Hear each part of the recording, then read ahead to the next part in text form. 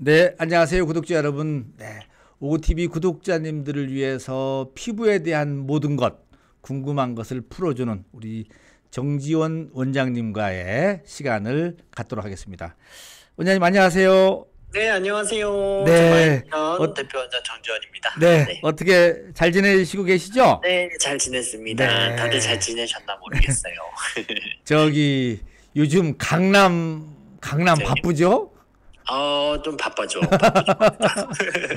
이게 그 피부과 병원 같은 경우 이 네. 가을철, 여름철 이 철도 좀 차이가 있나요? 어때요?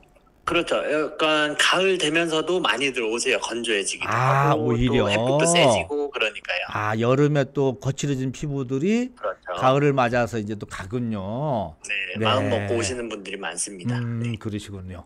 자, 오늘은 우리가 잘못 알고 있는 피부 관리 상식? 이렇게 네. 지금 말씀을 해주셨는데, 네네. 우리가 잘못 알고 있는 게 하긴 많지요. 그렇죠. 여기 뭐 약간 언론 매체나 뭐 그런 것 통해서 좀 불확실한 정보들이 좀 많이 있는 편인 것 같아요. 그래서 아, 네네. 그렇죠. 그리고 또 어떤 연예인이 나와서 나는 이렇게 한다라고 말을 하는데 네. 사실은 그게 그 잘못 피부과 원장님들 봤을 때는 네. 저거 굳이 저렇게 할 것도 없는데 이럴 수도 그렇죠. 그게 있지 않습니까? 조금 또 방송이다 보니까 가장되게 잘못 알려지는 경우가 맞아요, 많죠. 맞아요. 그런 게 우선 대표적인 게 어떤 게 있어요? 예를 들어서 우리가 세안 후에 이걸 안 말리고 가만히 자연 바람에 말리면 더 뭐 보습감이 더 좋다 뭐 이런 경우가 있거든요. 아, 물로 세안 얼굴을 닦은 다음에 네. 그걸 수건으로 안 닦고 그냥 가만 내비둬.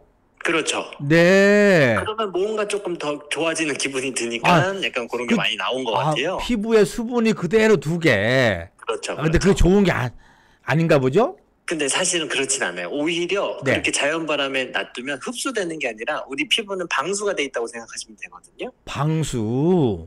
그렇죠. 그러니까 냅두면 수분이 들어가는 게 아니라 오히려 수분이 날아가면서 우리 원래 있던 수분까지 다 같이 날아가는 효과가 있을 수 있어서. 그러면은 원장님 말씀에 의하면은 세안을 한 다음에 네. 그 물을 적당히 닦아줘야 된다는 얘기네요. 그렇죠. 닦을 때도 세게 문지르거나 하지 않고 네. 톡톡톡 치면서 물기를 닦아주는 게 중요하고요. 네네. 그 닦은 다음에도 그 우리 세수하면서 남았던 뭐 수분 안에 품었던 수분들이 있잖아요. 네네. 그런 것들이 안 날아갈 수 있게 우리 보습제를 빨리 한 1분 정도 안에 빨리 발라주시는 게 더 중요합니다. 세수를 다 하고 닦은 다음에 너무 네. 이게 막 땡겨질 때까지 기다리는 게 아니라 그렇죠. 얼른 보습 관련되는 화장품을 발라주는 게 좋다. 그렇죠. 그게 빨리 바를수록 좋다. 그러니까 세수를 하고 기다리지 마시라. 그렇군요. 네. 하루에 우리 집사람도 보니까 팩을 끼카마 하더라고요. 네, 그러니까요. 거기 저 팩 사진도 제가 보내드렸었는데요. 예. 하루에 보통 막 한 번씩 매일 하면 좋나 안 좋나 이런 좀 아니면 그거 하고 자고 일어나는 게 차라리 낫지 않냐. 뭐 오래 붙이고 싶어서. 그런 경우도 있고. 네네. 근데 보통 일단 1일 1팩 자체는 나쁘진 않은 것 같아요. 네. 영향 주니까. 와. 그런데 하실 때 한 10에서 15분 정도만 하시는 게 좋아요. 적당히. 10분에서 15분 정도 사이에 하고 띄라 이거죠? 그렇죠. 아까워도 떼시라. 네. 왜냐면 이게 너무 오래 하고 있거나 네. 잠드는 경우가 있으면 아침에 일어나면 이게 바짝 말라 있거든요. 그렇죠. 그것도 마찬가지로 우리 피부 속으로 들어가서 그런 게 아니라 네. 공기 중으로 증발을 한 거거든요. 결국 아까 말씀해 주신 똑같은 대로 거죠. 날아간다 이거죠? 그렇죠. 날아가면 되는데 날아가는 것만 아니라 우리 피부 안에 있던 것까지 같이 날아가니까 오히려 더 안 좋아질 수 있는 거예요. 그런 점이 또 있네요. 또 가끔 보면은 이제 여성들이 보면은 찬물 세안이 좋다. 맞아요. 그래서 뜨뜻한 물도 안 하고 그냥 냉수로 하는 경우도 있는데 그건 어때요? 그렇죠. 그게 모공이 좀 쪼여진다 이런 느낌 때문에 막 한겨울에도 막 찬물로 하시는 분들 많거든요. 맞아. 예. 근데 오히려 그렇게 하면은 네. 이게 모공이란 게 그런 식으로 해서 쉽게 조여지지가 않거든요. 병원에서도 뭐 레이저 여러 번 해도 조금씩 좋아지고 그런 건데 네. 찬물로만은 좋아지기 힘들고요. 아. 오히려 찬물을 많이 하게 되면 이게 차가워지면서 혈관이 확 확장이 돼요. 붉어지거든요. 예. 그게 확장됐다 수축됐다 반복하면서 피부 장벽도 무너지고 나중에는 뭐 안면 홍조까지도 이어질 수 있으니까요. 너무 찬물로 하시는 거는 안 네. 하시는 게 좋습니다. 아, 그러면은 미지근한 물? 미지근한 물이 좋고요. 오히려 또 너무 뜨거운 물로 하는 것도 혈관이 수축하고 확장하고 그래서 홍조 악화되니까요. 예. 35도 정도 그냥 따뜻한 미지근한 물로 세안하시는 것이 가장 도움이 됩니다. 아, 그러면은 우리 가끔 여성분들 보면 또 찜질방 가서 막 뜨거운 데 가 있잖아요. 그렇죠. 그거 너무 오래 하면 피부에는 무조건 안 좋으세요. 아, 그게 피부엔 안 좋은 거예요? 네네, 막 땀 좋아지는 빨빨 느낌이 흘리면서 들었고. 막 엄청 좋아하시는데. 그런 느낌이 들긴 하는데 오히려 피부 장벽이 약해질 수 있으니까요. 네. 사우나는 적당히 즐기시는 게 좋습니다. 아, 아이고야, 그렇군요. 네. 화장을 지우는 것이 중요하다 뭐 이런 얘기 있던데. 그렇죠. 화장을 지우는 것이 중요한데 네. 근데 궁금해하시는 건 보통 이중 세안도 도움이 될까 안 될까 뭐 이런 것들을 많이 궁금해하세요. 아, 자, 이중 세안은 뭐예요? 그게 화장품 같은 거는 하나로만 지우면 안 지워지기 때문에 네. 2가지 클렌즈 제품을 사용해서 깨끗하게 지워주는 거거든요. 아, 그게 이중 세안이라는 거군요. 네네. 네. 그렇게 해서 이중 세안을 하는 거는 좋습니다. 중요합니다. 네. 근데 그걸 할 때 화장품을 최대한 막 없애준다고 너무 세게 문지르면서 하는 분들도 있거든요. 아주 싹싹 그냥 여기 싹싹, 네네. 얼굴에 있는 거. 네. 예.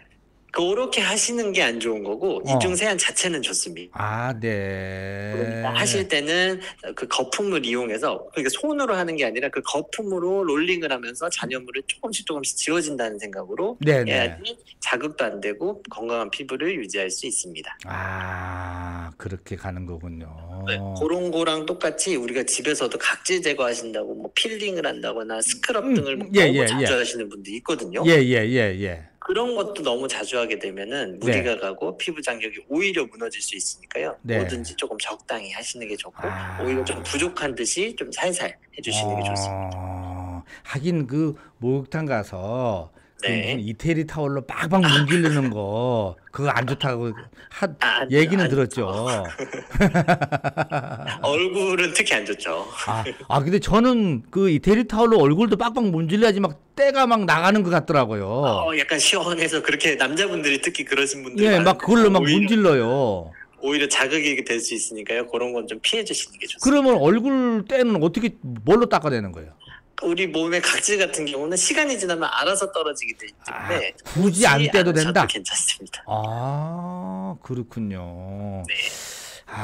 아무튼 저는 잘 모르지만은 우리 주부님들이나 우리 오구TV 구독자님들은 그래도 잘 알아들으시지 않을까.